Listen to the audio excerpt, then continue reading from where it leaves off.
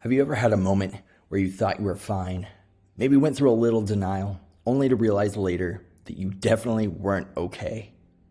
That's what Leviticus 13 is really about. In this chapter, when somebody had a possible skin disease, they had to go to the priest, because only the priest could determine if they were clean or unclean, healed or still recovering. It wasn't just about what was on the visible surface. The priest had to examine deeper to see if the infection had spread. And through this, we're allowed to think and reflect on the fact that maybe this wasn't just about skin infections, but about the things that infect our lives, the things that we let linger beneath the surface. See, we often assume that if we can't see the effects of sin, or if the wounds of our past have scabbed over, then we must be fine. But if you've ever picked at a scab, you know it might look better, but underneath, it's still raw.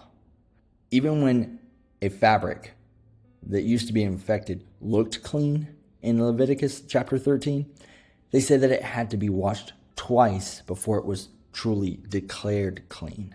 Since we are doing this study leading up to the Feast of Passover, this makes me think about the karpas, or the bitter herb, and how we dip it twice.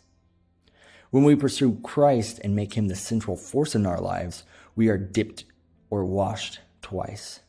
Once in water, immersed in him, and twice in the spiritual sense. Washed by the blood.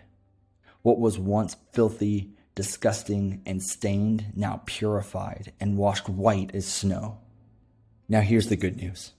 In Leviticus, people had to go and travel to see this earthly priest to be examined, often having to make return trips just for a hopeful report. But now, we go to Jesus. He is our great high priest. He doesn't just declare us clean, he makes us clean.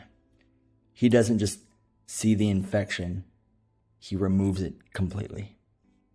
Where sin has rotted away at our hearts, his grace restores. Where guilt and shame linger, his blood washes us new. We don't have to settle for being mostly healed. Through Christ, we can be fully clean. So the question is, have you let him examine your heart? Have you let him heal what's beneath the surface? Because he's not just the priest who can declare us clean. He's the Savior who makes us clean.